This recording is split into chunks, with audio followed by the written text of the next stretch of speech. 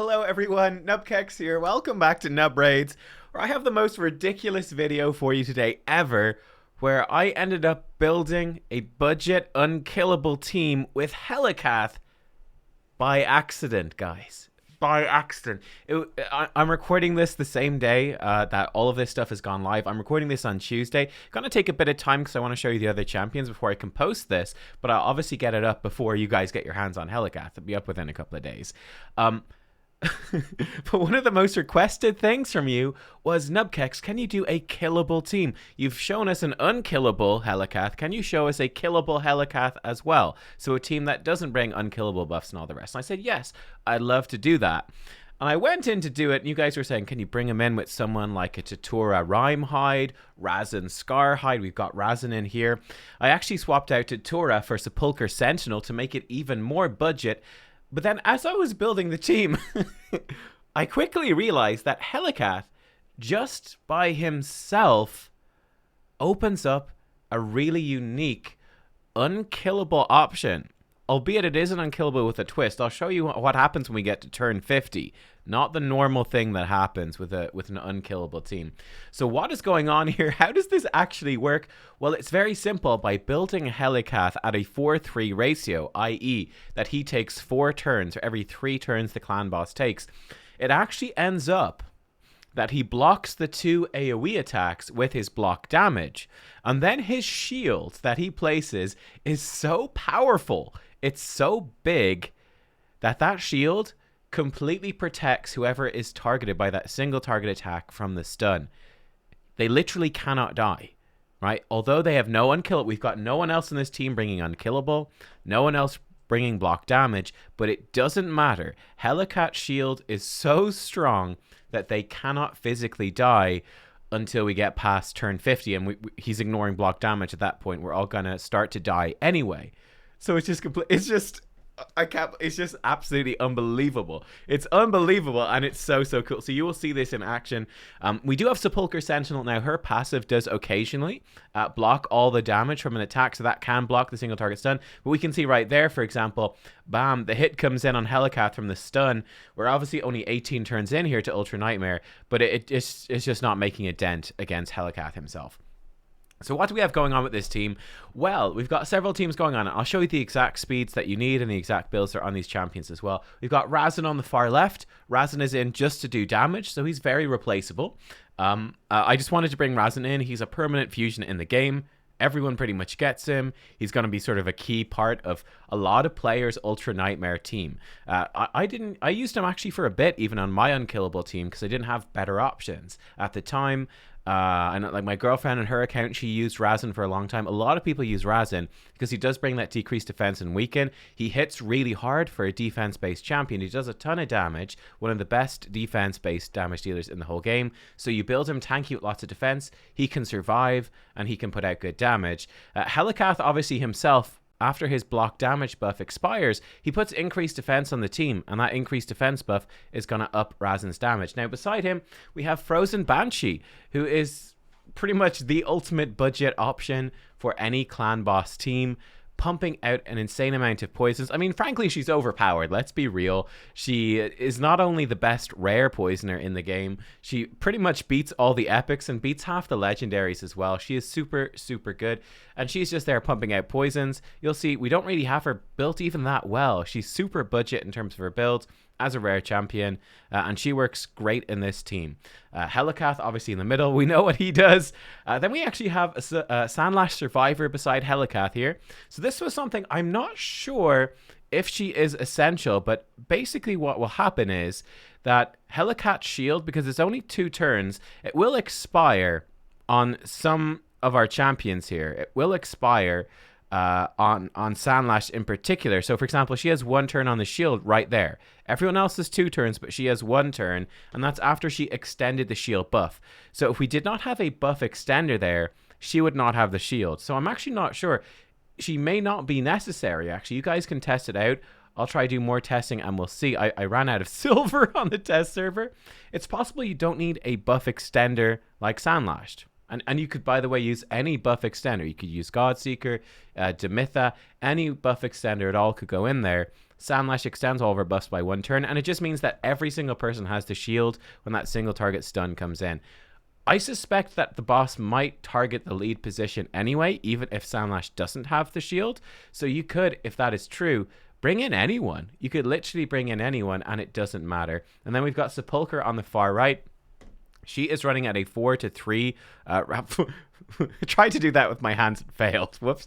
She's running at a 4-3 ratio as well, because she has a 4-turn cooldown on her increased defense and block debuffs. And that block debuffs is going to protect us from any of the affinity debuffs. And it also stops the stun actually stunning, which is really, really important as well.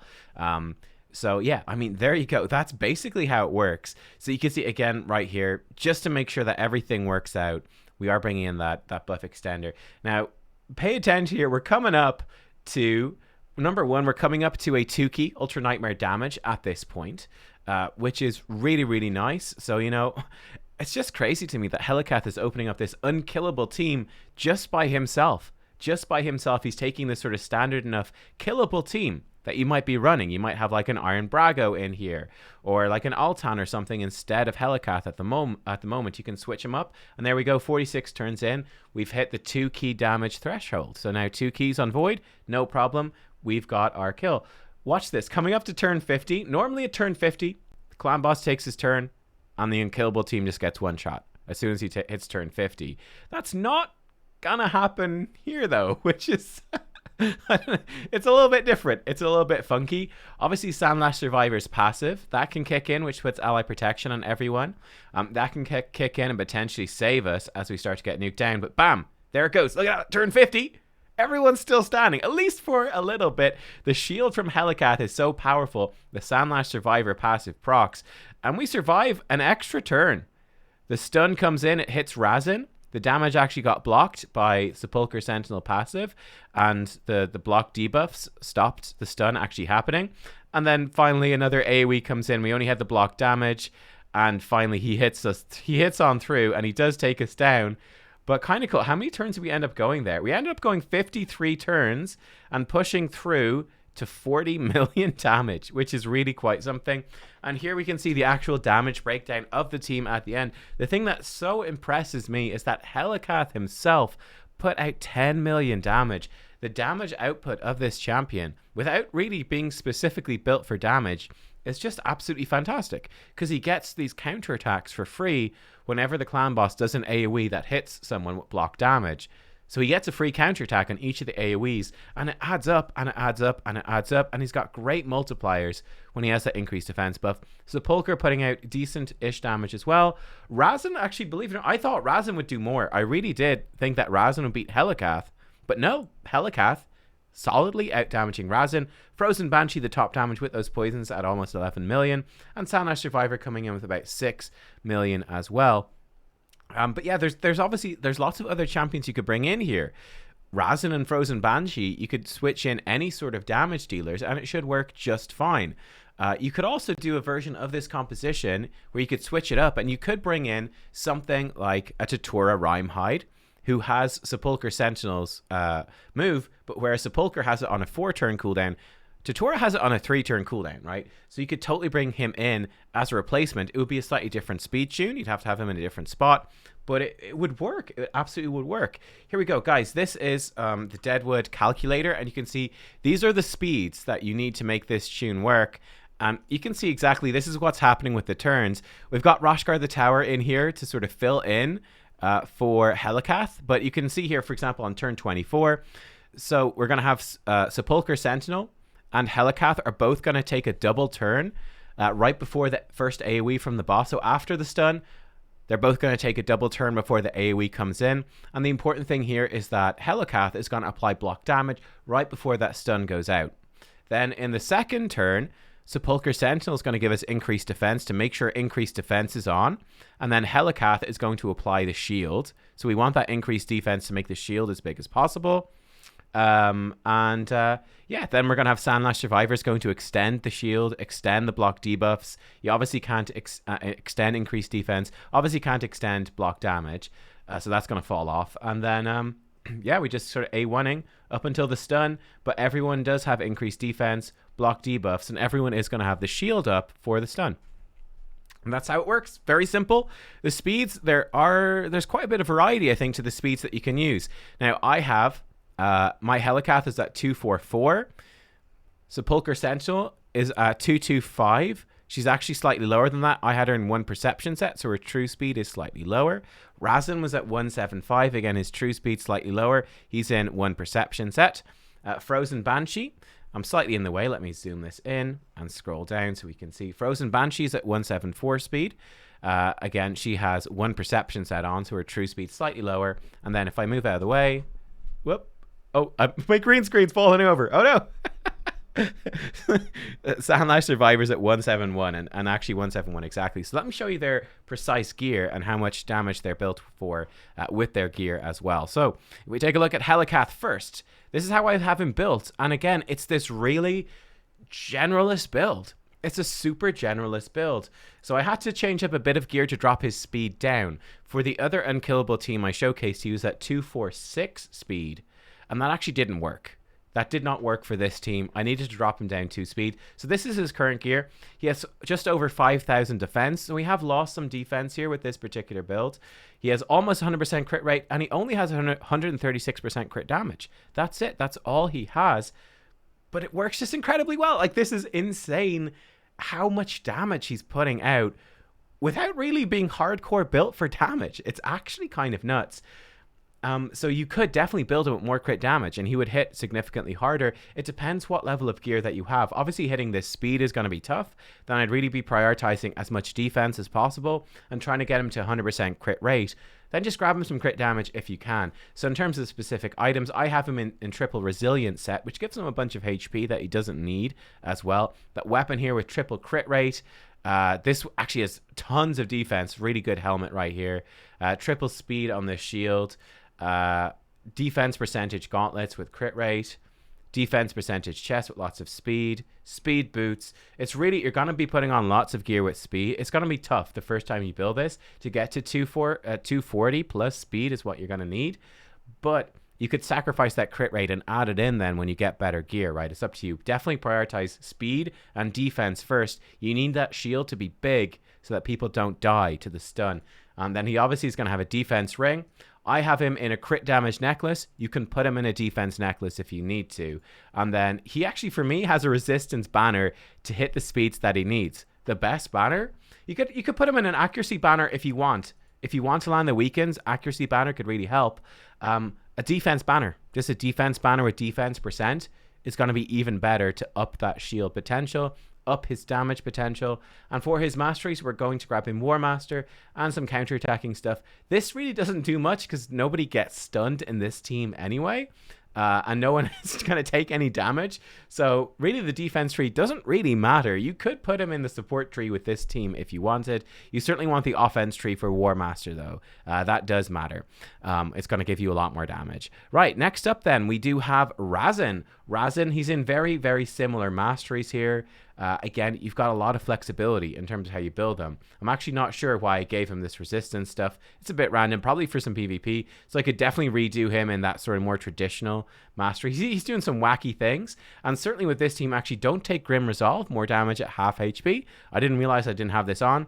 Definitely be giving everyone Heart of Glory, 5% more damage when attacking with full HP. Everyone is going to be full HP literally until turn 50 hits. So go with that. And Razin does have Giant Slayer. That's the one difference. He is built up like so. He has about 4,000 defense, 100% crit rate, and actually 240% crit damage, 175 speed, and he has enough accuracy to land his debuff, right? Because he lands decreased defense and weaken, which is going to really hugely up your damage.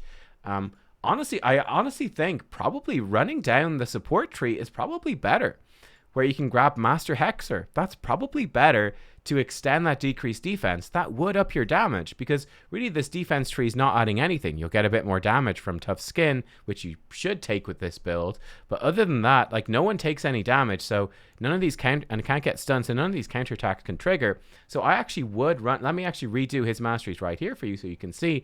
So definitely grab him the crit rate, grab him the crit damage, grab him the more damage at max HP, single out, bring it down, more damage here. We're going to have to get him kill streak because we want to get Giant Slayer. So let's grab him that. Then let's get him accuracy. Get him more accuracy. More accuracy. We will get him... Yeah, here we'll get him Evil Eye. You could get Lore of Steel, but just double check your speed tune, right? Make sure to go in. If you take Lore of Steel, make sure to go in here to your speed calculator. Tick that Lore of Steel. It looks like I could give him Lore of Steel and it would be fine, but just double check with your speeds. That mastery can definitely change your speed tune, so be really, really careful. So we could take that. I'm going to give him Cycle of Magic, just a chance to get back to that, his A2 a bit more often, and we're going to let him extend those debuffs, hopefully so. And then over here, we can give him, yeah, just more healing. That's going to be fine, and definitely up the damage of his A1 with Methodical. I think this is actually a better mastery build. And you could do this a similar mastery support tree. Well, no, be careful with the support tree with Helicath. Don't do this. Don't give Helicath Cycle of Magic. That would ruin, obviously, the unkillable portion of this team. But you could give Helicath the extended debuffs. Not that important. I leave Helicath as he is, to be honest. Forget I even said it. Right, in terms of for the other champions, Sepulchre Sentinel, where is she? Here she is. These are her masteries.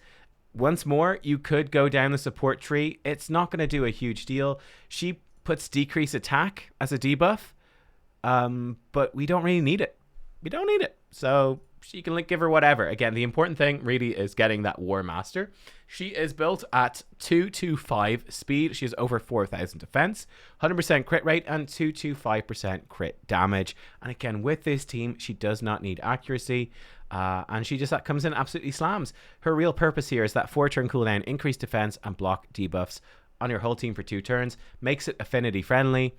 Makes the shield big enough that you can survive the stun. She's just phenomenal. Her passive is great too. Just a nice chance to ignore the damage. Just makes it even safer. Not essential, but it's there. So she's a great champion for this. Really, really good. There are other options. Like I said, Gristle Jarl, Tutora Rhymehide as well. They do similar jobs here. Very, very similar jobs. So you could definitely build teams like that. Include them as well to deal with it and make it affinity friendly. But with them having 3-turn cooldowns, I believe, on their block debuffs, you'd have to switch it up. Brogni could come in as well. You could do this with Brogni, but again, you would need to switch up the speed tune because they would be taking... They would not be running at the same speed as her. They'd be running like at the same speed as... Let me see, who's going last here? You'd want them to be in like the Sanlash Survivor position, I think, and you'd want them to do their block debuffs here at this particular point, right before AoE 2 is what you would want them to do, I think is what you'd want. Something like that. So yeah, for this team that I have, this specific team is really built around Sepulchre, but you could switch it up. Deadwood is going to have tons of info on it. Don't worry. Check out Deadwood Jedi. He will sort you out. Then we have Frozen Banshee in for some damage. She's in a retaliation set, believe it or not. Just adds a bit more poisons, and she is built 174 speed, and really her stats are pretty crap, like 125% crit rate. What is that? She's got way too much accuracy, way too much crit rate. She's in a terrible build. I ran out of silver, so I couldn't change her up. So yeah, what should you do with her? She just needs the right speed, and then give her as much attack as possible, 100% crit rate. Give her a bunch of crit damage if you can. The most important thing, though, is to hit the speed and hit 240 accuracy. And that's really all that you need. Then in terms of her masteries, again, you could come in here, switch her into Heart of Glory instead of Grim Resolve. Other than that, again, coming down to War Master. And the important thing with her, I definitely grab her Cycle of Magic, chance to get back to her A3 a bit faster. And definitely Master Hexer. Extending those poisons is super, super important. So there you go. That is Frozen Banshee. And who is our last champion? So, Sanlash, of course. Sanlash. So Sanlash coming in. Similar stuff happening here. War Master. Here we go. And for her build, she's actually in a Guardian set, which you don't need. That's just what I had her in. And it's fine. You can see she's in a level 14 pair of boots to hit the right speed. So it's a bit all over the place. So for me, she had 171 speed, 4,000 defense, almost 100% crit rate. It obviously should be 100%, and 220% crit damage. And that's pretty much all that she needs. I sort of cobbled her together from a really high resistance Guardian set Sanlash Survivor that I normally use in Arena. So she's in some really random gear, but it works. It does the job. And there you go, guys. I think it's a really cool team, right? This is a really cool team. Like, how easy is it to come in and bam, that's 2 keys. We need 70k for Ultra Nightmare to get it. Obviously, if you don't, you might not have this level of gear. You might, the first time you're building this team, it's probably going to take you 3 keys to do it.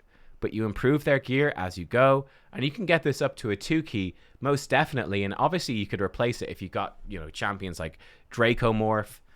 You could maybe get Thane in there as well. Like, there's lots of other champions you could potentially sub in.